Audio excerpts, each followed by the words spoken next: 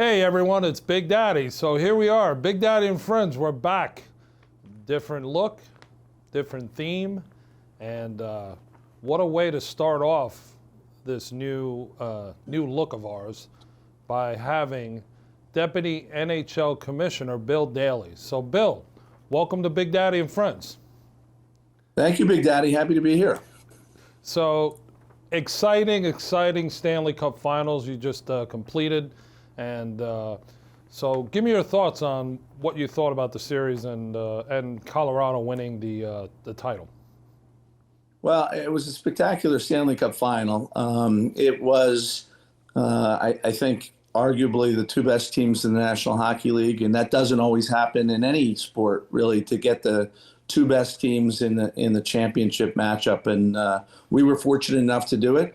But I'd go broader. I think our whole Stanley Cup playoffs, 2 months of competition was unbelievable. And, the fans really responded. Our ratings were good. We have two new U.S. rights holders in the United States. Both did a great job, and we had a great season.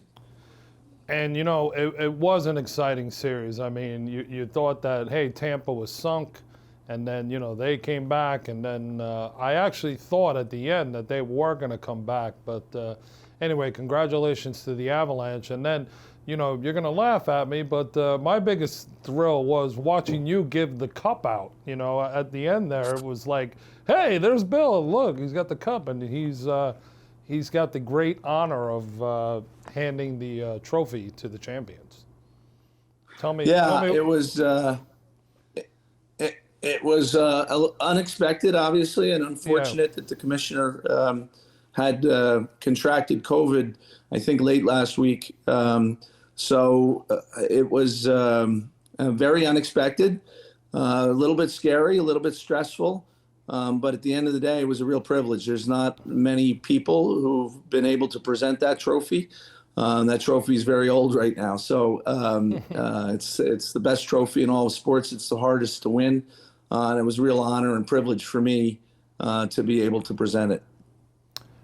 Well, congratulations on that. And like I said, it was awesome for me to be able to watch that on a personal level. But so anyway, here's a question. If you were able to have the #1 overall pick and you had to pick your best player, or let's just say, let me rephrase that, the best player in the NHL from the beginning to now, meaning when the NHL first started, who would that player be? Those are always tough questions for league people to answer because we have so many great players. Yep. But I would tell you that I think, and it's not universal, but I would say Wayne Gretzky for all he did for the game for so long, and he's an incredible ambassador for the game, remains one today. He broke every record, and not only did he break every record, he did it by multiples more than any other professional athlete in any other professional sport. His accomplishments, if you look at the record book, are remarkable, and he all did it with dignity and grace, and always a great spokesperson for the sport of hockey. Yeah, I've had the good fortune of meeting Wayne and being around him and whatnot, and of course, I'm a little biased because if I had to pick that player, it would be Mario Lemieux. And, I had the good fortune of working with his agency and knowing Mario when they went to those cups and won, and then obviously his personal fight when he got sick and all that. And to this day, Mario is still the greatest person that I've had the good fortune of knowing and being friends with. So, but anyway, so now here's an interesting topic. The Washington Capitals have their first ever, or the NHL, first ever female coach. What are your thoughts about that? Well, I think you're seeing it. Washington is one of a handful of clubs, actually more than a handful, a lot of clubs who have opened up the pool of women qualified women in professional hockey to bring on staff to take care of, or to get the advantage of their expertise. It certainly seems to be a trend, and I think it's a good trend. And I don't see it slowing down in the near future. So I think it's good for hockey, as we've seen in some other sports as well. So I'm all for it. Yeah, it's everything has evolved around women now. It's like obviously, my involvement with the Share Women's Empowerment Group, I'm an ambassador for it. So, and I've gotten some friends behind it, and you've seen me, and everybody's seen me wearing a hat and a shirt and whatnot. So yeah, I'm a big believer in it, and I see that trend growing and growing, and obviously, it's in the other sports. So, one of the things that was really cool this year was having TNT and ESPN and ABC jump in the NHL mix. How do you think it went? What are your thoughts on the whole thing? If you can elaborate on it a little bit. Well, we were really pleased with our coverage this year. I'll step back a little bit. We had been with NBC for a very long time. They were a great partner for us. They helped build viewership for us, popularity for us in the United States. So they did a fantastic job for us. I think we've reached a stage of our growth evolution that it was time to look for multiple partners. So there could be cross promotion and quite frankly, competition as between the two rights holders in terms of their productions and how they promote our game. And I think it worked fabulously well. Obviously, Turner was new to the sport, but they hired really good talent, qualified talent, expert talent. They put together an unbelievable studio show to wrap around the programming of the games. And ESPN, although they hadn't produced hockey in since the early 2000s, brought back a lot of their hockey talent. There's a lot of people in Bristol who love the NHL and love hockey and missed us when we were gone. And you could see the passion at ESPN for our sport. And the most exciting part for me is both are very engaged about what the future looks like in year 2 and beyond in terms of making improvements. So we're in a real good up curve right now, and I look forward to even better things next year. No, it was exciting especially when you see guys that, like me, for instance, and yourself, you knew when they were players, and then all of a sudden they've evolved now to television, and it's great to get an insight from someone that's done it, someone that's been there. They've been to Stanley Cup Finals, they've won them. They've endured long seasons, and they understand the battle of being an NHL player. And, like you said, trying to win the toughest trophy in sports. That's always, I actually truly believe that NHL players are the toughest athletes out of the 4 sports, because you see guys that get their teeth kicked in, they're cut, their jaw broken, and they're out there the next day. I mean, it's like, wow, the pain tolerance is it's incredible with these athletes, and the shape that they're in, that they're able to go through the whole season and then try to win this cup and play all those extra games, go 6-7 game series. I don't know, I couldn't do it, and I don't give up on a lot of things, so I could say I know how tough that is. It's incredible. Remarkable. You're absolutely right. To see what they go through and the pain they play through during the playoffs in particular, it's incredible. And you get to the end of the season and you find out that virtually every player on the roster is banged up one way or the other, and probably shouldn't be playing, but is, because their compete level is so high. So I have a tremendous level of respect for our athletes. And I agree with you. I think they're the toughest in all of professional sports. Yeah, I'll say the same thing. It's incredible. So now let's talk about a different subject. These NIL deals in college hockey. I don't know, what's your feeling on that? And I'll give you mine, because I've dealt with it a little bit on the other side with football mainly. But If you can, elaborate on that a little bit. So what I'd say is, fortunately, I think college hockey players are probably not first in line, so they can learn. They have the benefit of being able to learn what this new marketplace is going to be like and what it can generate and how best to utilize it for their benefit. So I certainly understand the issues involved in what created this environment. It's a reality of our world right now. We'll see how it evolves and how the rules change. But I think hockey players are probably uniquely positioned to be able to assess the marketplace and make good decisions because of the learning curve. Yeah, it's become such a, everyone's running to it now. So, obviously, I know you're versed in football, so you see all these college kids where, a barber shop could sponsor a kid and say, hey, I'm giving this guy $5,000 for the year to use his image and whatnot. And, but there'll be an issue there because it's like, who do you give the money to, and how many people have the money? And, it's another story. It's another topic for another day. But I know I'm always for college athletes being paid because I was one, and I understand the hours that you put in and whatnot and the work that has to be done to try to be successful at the game. So anyway, but good luck to everyone with those NIL deals because they can be rewarding, but unfortunately it's a step-by-step process and you have to sit there and evaluate and be careful on who you associate with and who's writing that check. So a brave new world. Yes, it's definitely a real different new world when it comes to that.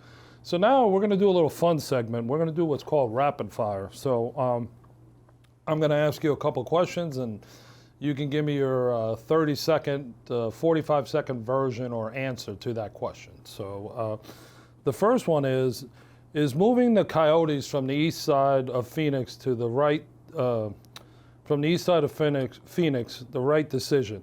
Supposedly there's talks to move from Glendale to Tempe. So they're actually on the west side of Phoenix currently, the west side of the valley, which was supposed to grow population-wise and business-wise when they moved there. And I think the Gila River Arena opened in 2003 or thereabouts. But what was being projected for the West Valley never really transpired. And the Coyotes fan base, season ticket fan base, was mostly from the east side of the valley.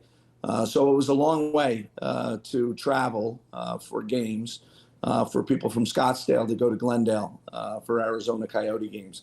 I think what they have planned now and what they're projecting for a new arena, an arena district in Tempe can be very, very successful and will better connect with their fan base. So I think it'll be good for Arizona. Great. Yeah, obviously I've had the good fortune of being out there, and there's a lot of space in that state, and getting from one point to the other sometimes is eventful, But so now here's a question that has come up. Toronto's next Stanley Cup will come in what year?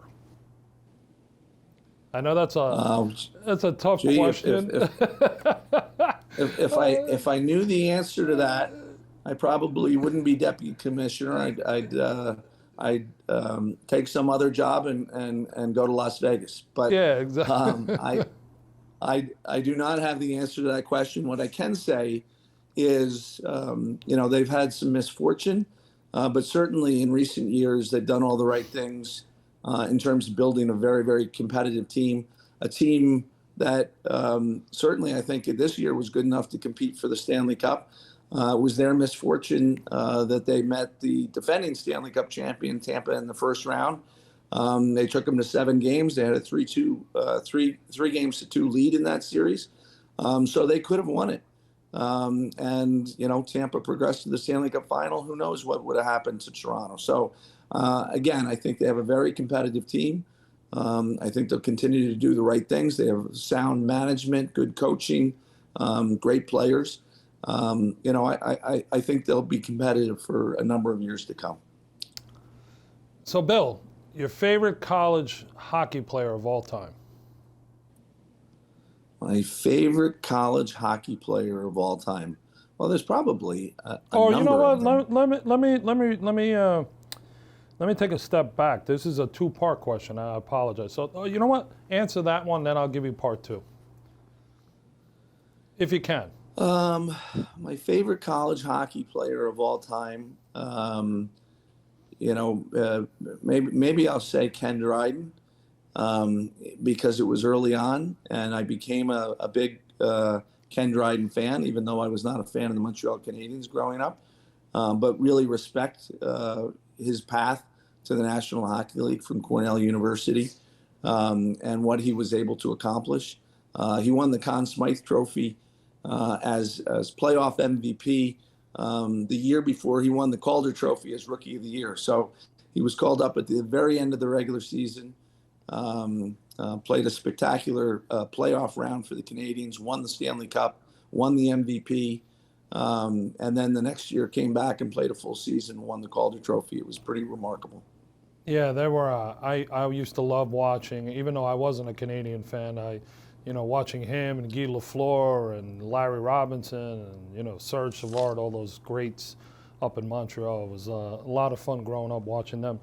The second part of my question is, who is your favorite USA Olympic hockey player of all time? Yeah, again, this is a tough one because now we're moving into kind of my era, and players who have played in the National Hockey League. Obviously, it would be easier for me to answer this question had we been under the old rules. But now the National Hockey League players get to compete. It's tough to pick among great players. Yeah. Look, I'll go Brian Leetch, because he was a little bit before my time at the National Hockey League. But probably one of the most gifted defensemen of all time, and certainly most gifted defenseman for a U.S.-born player. He was instrumental in the U.S. winning the 1996 World Cup of Hockey, and obviously then went on to compete a number of years in the Olympics, beginning in 1998 in Nagano, Japan. But also when the U.S. played for the silver or for the gold medal in Salt Lake City in 2002. So I would have to say Brian Leetch. Oh, good, yeah, and good man, great player, absolutely.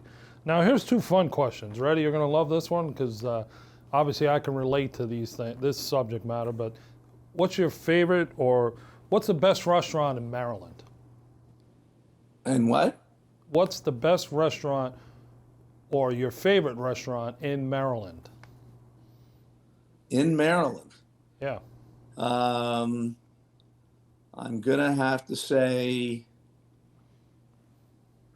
restaurant in Maryland.